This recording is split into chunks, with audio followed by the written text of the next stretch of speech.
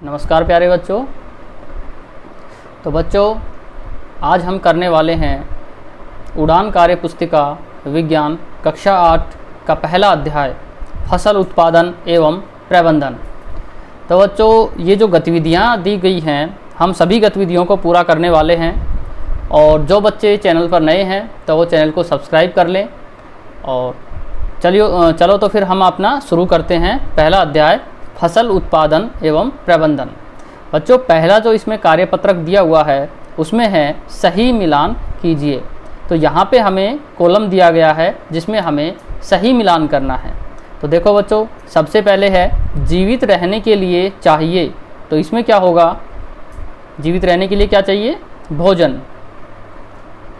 तो यहाँ पे हम इसको मिलान करेंगे भोजन के साथ। इसके बाद है मनुष्य भोजन प्राप्त करता है, इसमें आएगा पौधे और जंतु। इसके बाद में है खेत में काम करने के लिए उपयोगी है, इसमें हो जाएगा दरांती। इसके बाद है पाचन एक है प्रक्रिया और एक स्थान पर बहुत सारे पौधे कहलाएंगे फसल। तो बच्चों इस तरीके से आपको निशान लगाना, मिलान करना है। जीवित रहने के लिए क्या चाहिए, भोजन। मनुष्य भोजन प्राप्त करता है पौधे और जंतु से।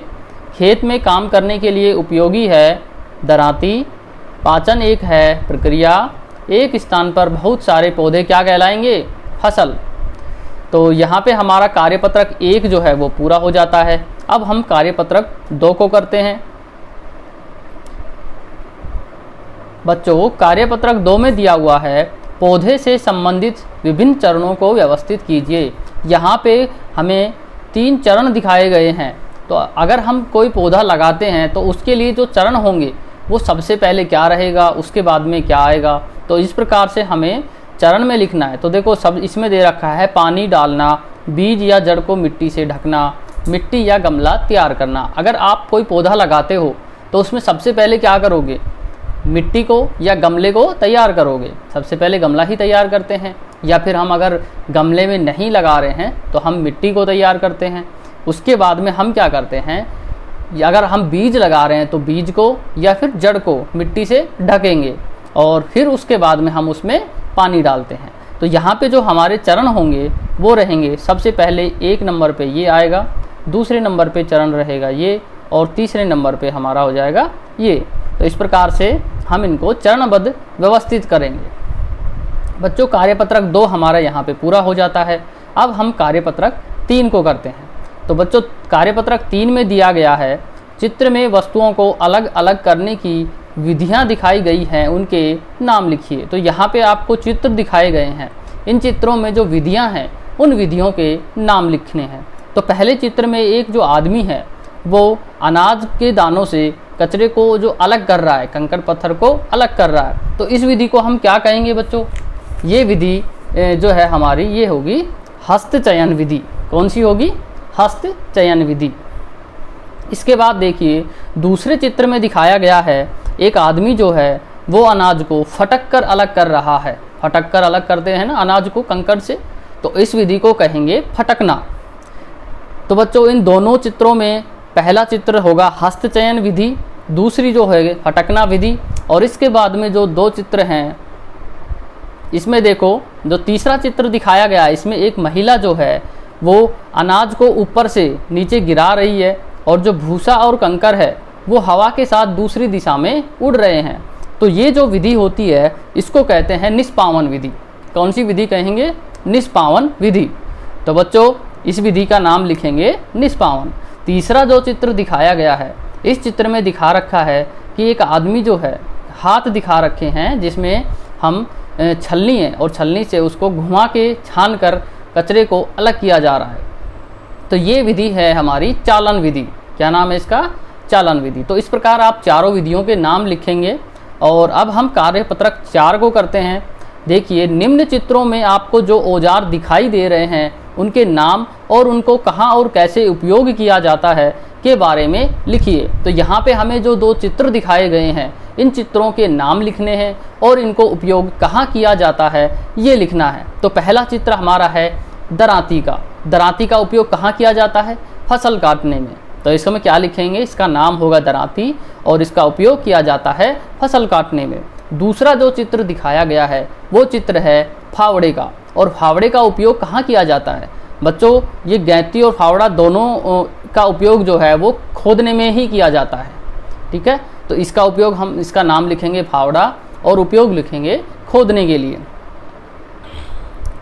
तो बच्चों कार्यपत्रक 4 हमारा यहाँ पे पूरा हो गया है। कार्यपत्रक 5 में हम देखते हैं, यहाँ दिए गए चित्रों को सही क्रम में व्यवस्थित कीजिए। तो यहाँ हमें क्या दिखा रखे हैं, चित्र दिए गए हैं और इन चित्रों को सही क्रम में लिखना है। तो सही क्रम इन चित्रों का क्या होगा, देखो चित्र 1 में दिखा रखा है, एक जो किसान है वो खेत में हल चला रहा है। दूसरे चित्र में वो क्या कर रहा है, दूसरे चित्र में वो जो बीज है उसको लगा रहा है। दूसरे चित्र में उसने बीज लगा दिए। इसके बाद तीसरे चित्र में वो खाद डाल रहा है और चौथे चित्र में पानी डाल रहा है। पांचवें चित्र में अनाज का ढेर दिखा रखा है। छठे चित्र में फसल की कटाई करते हुए दिखाया गया है और सातवें चित्र में खरपतवार डालते हुए दिखाया गया है। तो इन चित्रों को हमें क्रम से व्यवस्थित करना है। तो सबसे पहले जो क्रम में होगा वो क्या होगा, खेत में हल चलाना, क्योंकि जब हम फसल डालते हैं तो सबसे पहले हम क्या करते हैं, हल चलाते हैं ताकि मिट्टी को उथल पुथल किया जा सके। इसके बाद में बीज लगाया जाता है और बीज लगाने के बाद में हम खेत में क्या देंगे, पानी देते हैं। पानी देने के बाद जब छोटे छोटे पौधे आ जाते हैं तो उसके बाद हम उसमें खाद डालते हैं। खाद डालने के बाद में हम जब पौधे थोड़े बड़े हो जाते हैं तो उसमें खरपतवार डाला जाता है ताकि कीटनाशी को दूर भगाया जा सके, ताकि फसल खराब ना हो। इसके बाद में हम फसल की कटाई करते हैं और फिर उसके बाद में कटाई के बाद में जो हमारा अनाज है वो निकाला जाता है। तो यहाँ पे इनका क्रम जो होगा वो इस प्रकार से होगा। पहला जो चित्र है वो पहले नंबर पे होगा, दूसरा दूसरे नंबर पे होगा और जो चौथा चित्र है वो हमारा तीसरे नंबर पे होगा और तीसरा चित्र चौथे नंबर पे होगा और जो यहाँ पे पांचवा चित्र दिया, ये जो हमारा लास्ट वाला चित्र है ये है हमारा 5वें नंबर पे और इसके बाद ये चित्र होगा 6 नंबर पे और अंतिम है ये 7 नंबर पे। तो इस प्रकार इनका जो सही क्रम होगा वो इस तरीके से होगा। तो आप सभी इनको सही क्रम में व्यवस्थित करेंगे। तो बच्चों यहाँ पे ये हमारा कार्यपत्रक पूरा हो जाता है। अब हम कार्यपत्रक 6 को करते हैं।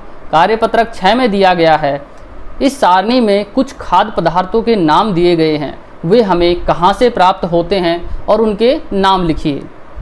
तो बच्चों यहाँ पे जो खाद्य पदार्थ दिए गए हैं उनके नाम देखो क्या क्या हैं। दूध है, वसा है, मांस, अनाज, सब्जियां और शहद।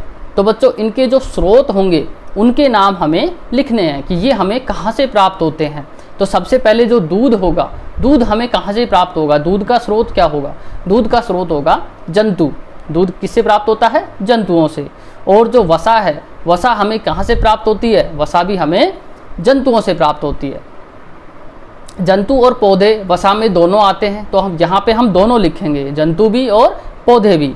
इसके बाद है मांस। मांस हमें जंतुओं से प्राप्त होता है, अनाज हमें पौधों से प्राप्त होता है, सब्जियां हमें पौधों से प्राप्त होती हैं और शहद जो है वो हमें जंतुओं से प्राप्त होता है। तो इस प्रकार हमें इनके स्रोतों के नाम लिखने हैं। तो सारे बच्चे जो सामने कॉलम दिया गया है इसमें स्रोत के नाम लिखेंगे। तो बच्चों कार्यपत्रक 6 जो है हमारा यहाँ पे पूर्ण हो जाता है और इसी के साथ में जो हमारा फर्स्ट अध्याय है वो भी कंप्लीट हो जाएगा।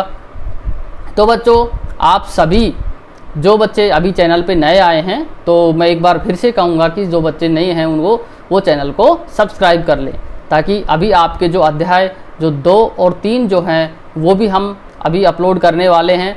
और हिंदी का जो कक्षा 8 के जो 2 अध्याय हैं वो पहले से ही अपलोड किए जा चुके हैं। तो जिन बच्चों ने अभी तक नहीं देखे हैं वो वहाँ पे जाएं और अपने हिंदी का काम भी पूरा करें। इसके बाद आपका जो विज्ञान के जो 2 अध्याय बचे हुए हैं उनको हम अभी अपलोड कर देंगे। तो उसके बाद आपके पास नोटिफिकेशन आएगा, इसलिए आप एक काम कीजिएगा, जो बेल आइकन दिया गया है, घंटी का जो बटन है उसको भी दबा लीजिए ताकि आपके पास में वीडियो डालने के बाद में नोटिफिकेशन आ जाए। तो सभी बच्चे स्वस्थ रहें, मस्त रहें। इसी के साथ सभी बच्चों को मेरा नमस्कार।